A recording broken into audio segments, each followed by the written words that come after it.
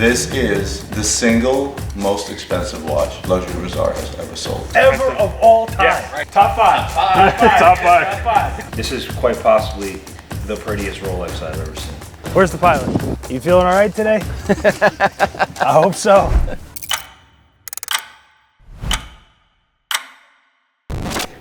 Okay, my friend, duly noted. I will have Roman reach out to Monaco Legends, see where the temperature is, see what they're thinking, and see where we need to land on the offer.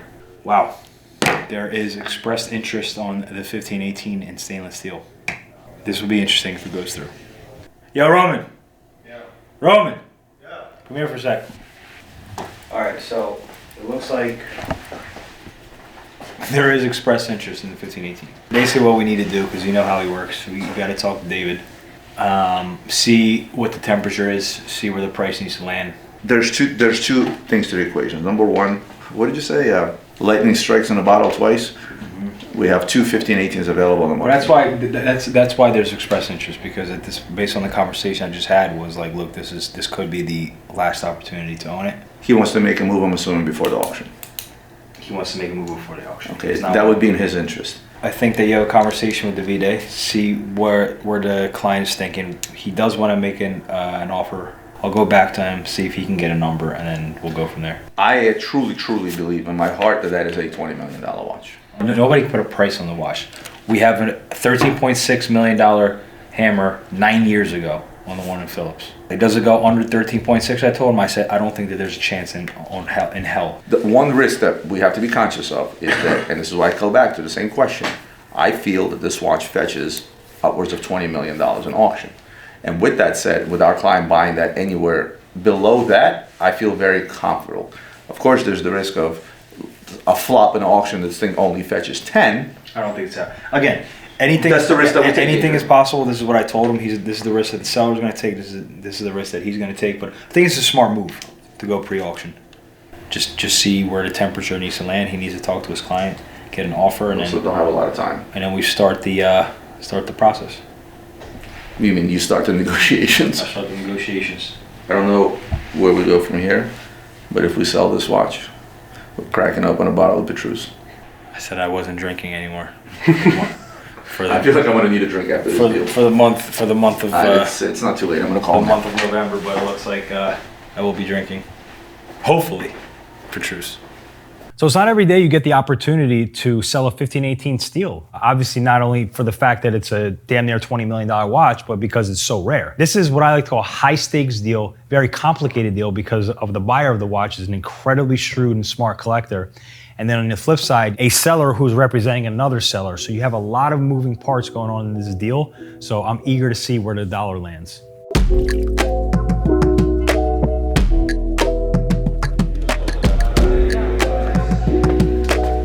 1518 is effectively and officially sold. Nolan just asked me, what are the most expensive watches ever sold? This is up there. Ever of all time. Yes, right. Top five. Top five. Listen, the lawyers got to do their things, escrow got to do their thing, the inspection's got to do its thing, but nonetheless, that's crazy. Wow. I'd like to thank my mom for giving birth. I know it was painful. She was young. Thank you for my dad.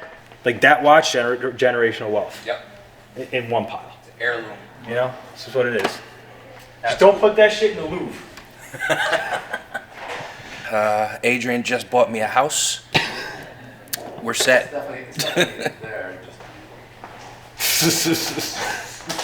Holy shit. That was the most expensive watch we've ever sold. That was the most expensive watch you've ever sold? So hold on a second. To be What do fair, you mean? That's the most expensive watch that 99.99999% of dealers ever sold. Yeah, that's crazy. Monaco, we'll see you later.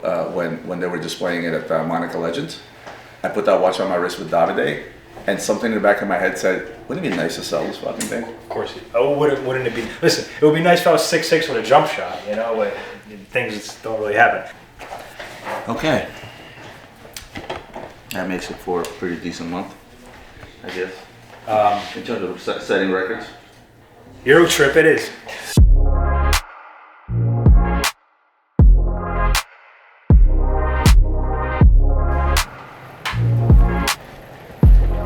Starting off the flight, I was very excited to watch my Black Rabbit, only to come to realize I forgot to download it. No. Got off the plane. It was the first one off the plane. I was waiting for you guys for like 30 minutes. I'm like, where are they? You made the wrong turn. I made the wrong turn out of the plane, and here we are. Not right now.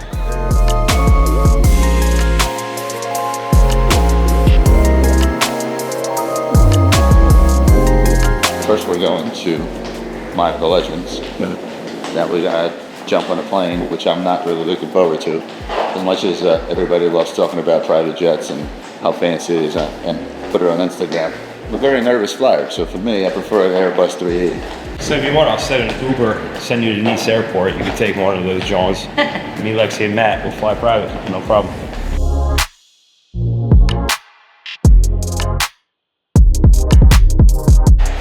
What is this Aston Martin? It's a V8 Vantage coupe from 1986. Yeah. I need one of these. It's not like a classic car. Nothing. It's where he fills up the G-Wagon, right here.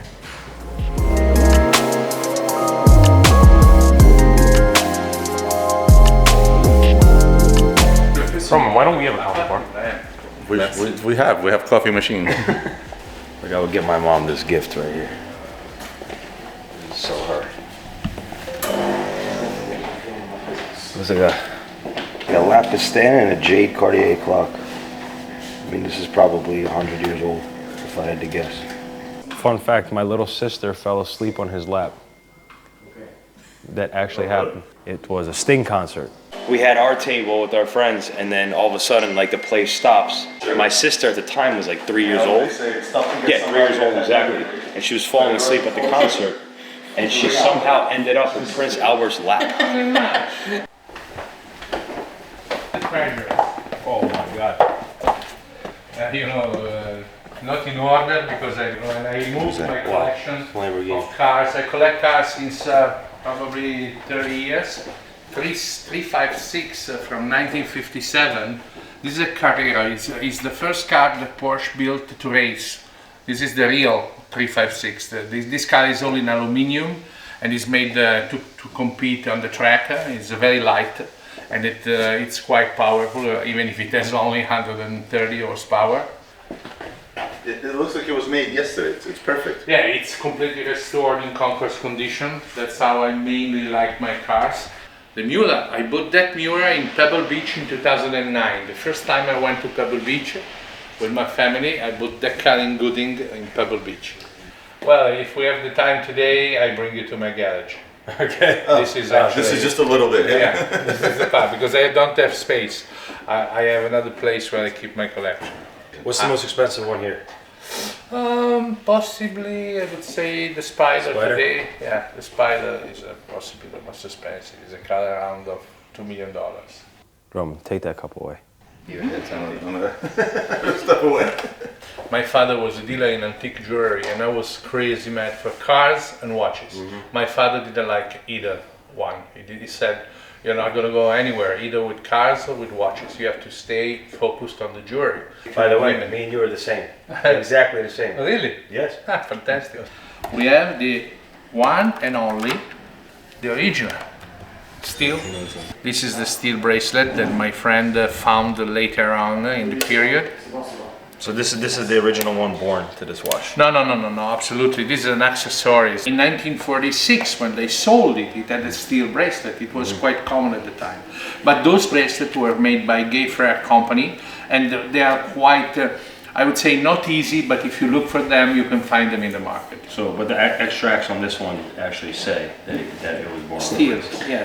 So why are we discussing the 1518? Is last March, we're in Geneva, doing our videos, looking at all the brands, and Davide was displaying the 1518 on a bracelet. And that day I said to myself, you know what? I'm going to try to figure out a way to sell this watch. Now, selling a unicorn in our industry, whether it's in the modern world or in the vintage world, is mission impossible. I can probably say that with your help and Adrian's help, well, mainly Adrian's help, we actually managed to sell this watch. So this watch is we're gonna play with it one last time. It's gonna get packed up by Armored Services and it's gonna make its way to a client. This is the single most expensive watch that Luxury Bazaar has ever sold. And I say Davide again because I wanted to thank him to allow us the opportunity to do so, give us the trust to be able to handle a watch like this. And yeah, this watch is no longer available. I actually thank you. Yes. So You deserve it. I'll tell you a really funny story of how this actually comes full circle, because this story actually starts way before March of this year. You guys commonly ask us what our grails are, what our favorite watches are.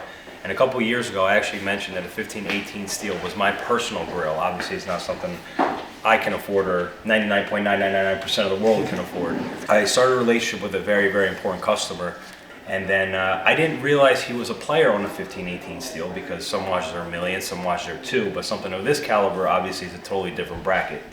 And one day, actually quite recently, he goes to me, he goes, "What do you think of the 1518 steel?" So obviously I gave my opinion on what that is. And he said, "Let's go after it." And obviously he knew of the one that was in Monaco Legends auctions. He knew that we had a relationship with the V-Day.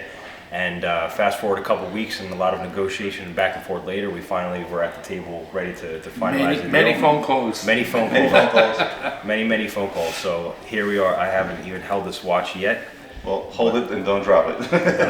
Our industry is very transparent. Our industry, believe it or not, on such a level. And it's all based on one thing, something I've talked about for many, many years, and it's based on trust. The fact that your name was tied behind that watch allowed our customer to feel that much more comfortable. He would Thank you very much. He could have picked up the phone and called Davide directly, but as a proper gentleman, he would never do that. Same way as we would never jump over someone else to get to a particular client. And this is what I love. Yeah, I mean, it's amazing how it comes. Well, if you want to find the other four, everybody knows where they are. Yes. One is in auction next coming Saturday, and the other two are in Italian hands of friends of mine that I sold them also, because I sold all the four. So there's 4 of them in the world, and this gentleman actually sold every single one of them. Once upon a time, I sold all 4 of them, and the price was actually very different. I could handle and publish them also on the book that I was speaking. When you say wristwatch, the first thing that comes to mind is Patek Philippe, and in my opinion, the perpetual counter chronographs and the whole lineage 1518, 2499, 3970, 5970 and above, to me is like it's the gold standard. It's of what Patek Philippe is, and this is the single most important one of them. So it's absolutely incredible. This is just history, and I appreciate the opportunity. But there's more. There's been a lot of buzz all over the internet that Monaco Legends set a record when they set 6062. $6.2 million. $6.2 million. Now, Rolex, as you guys know, has only made 2 versions of a annual calendar moon phase Rolex, right? Only one of them was in an oyster case, which is the 6062. They've also made them in various dials, and the rarest variation of a Rolex moon phase would be the 6062 with a black diamond dial, which was the watch that was sold at Monaco Legends 2 weeks ago. Now, some of the business that we do at Luxury Bazaar is not just buy and sell watches. We also have clients that entrust us to bid in particular auctions for them. So I don't want you to think that we're the ones that bought it, but we're not the ones that bought it. So we have a lot of private clientele. We had a very important client in Asia that reached out to us and said, "Roman, I want you to do your due diligence of the 6062. My response was, "It's Davide's watch. It's from Monaco Legend. What due diligence you want me to do?" I mean, you want me to do diligence on top of one of the most expert watch people out there in the world. I said, "Well, I want you to speak with them. I want you to find out everything about the watch, and I want you to bid on this watch for me." But first of all, a big congratulations to you guys, because that is indeed a world record. I believe it's the top 3 most expensive Rolexes sold in auctions.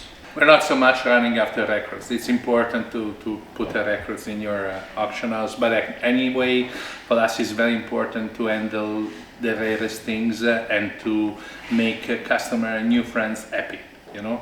That watch was owned by the same owner at the moment of this. So actually makes part of a very important collection that I helped a friend to build in the last 30 years. What else does he have? Oh, other watches coming next 2026 on the market. Yeah. And I think this is only the beginning. For sure there's going to be much more in the future. Let's look at the 6062. Is it here? Absolutely. All right, let's have a look at it. Another king is on the table. Yeah. condition is immaculate too. No, it's incredible. I mean, this is... For this watch, I don't want to spend words that are unuseful because there are only 4 in the world and everybody knows they're all a little bit restored, but all are in perfect condition. I had the luck to own also the other 2, and I can tell you that this is absolutely the best of the best. The provenance, the pedigree, and the condition makes the value of the watch. 100%. Careful, please. Oh my God. Well, this is actually paid, so I don't have to spend so many words. Let's concentrate on this. Lost for words. It's fantastic. You still taking the Patek over that, Adrian? I am, but again, it's comparing apples and oranges. Right? You can't compare It's not a fair comparison. They both serve 2 completely different things. This is quite possibly the prettiest Rolex I've ever seen. Quite possibly, right? It's another piece of history of Rolex watchmaking, and anyway of the 1950s watchmaking. You know, where they made it's the era, the period where any manufacturer they expressed they full powerful, and they made incredible watches. Okay, well, we got to play with it for a little bit. Now it has to go to Ferrari Express, unfortunately. So thank you both. Thank you very much. Thank you. Thank you very much.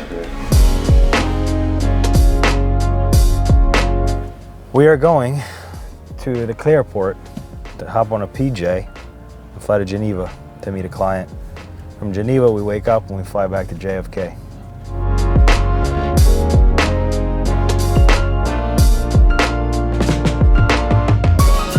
Adrian's going to interrogate the pilot.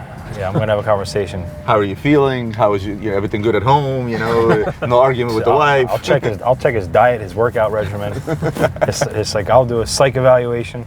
All right, so I wasn't always like this. And prior to having kids, I was literally afraid of nothing. But when it comes to planes, lately, I'm a very, very nervous flyer. Now we're going from a commercial airliner that's very big to something that's obviously much smaller in which you should feel all the bumps. But nevertheless, I was very, very nervous to get on this flight. I think I put this here. How long is this flight? Where's the pilot? Good morning. How you doing, sir? You feeling all right today? I hope so. Hope you're doing better than I am. You'll be fine, Adrian, I promise you. Do you think we should just pop open that bottle of Petrus and get started now? Adrian, did you hear? He said enjoy the flight. I will do my best.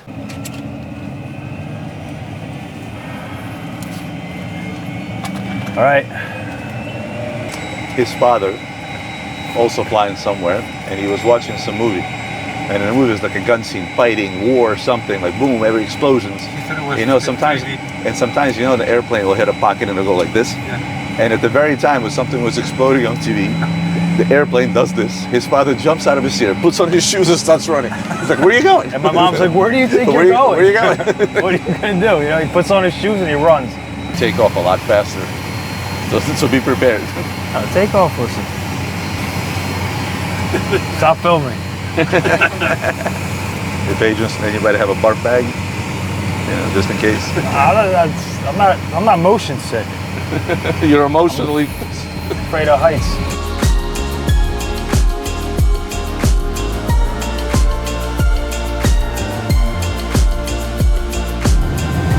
That's it. Whoa. Holy shit.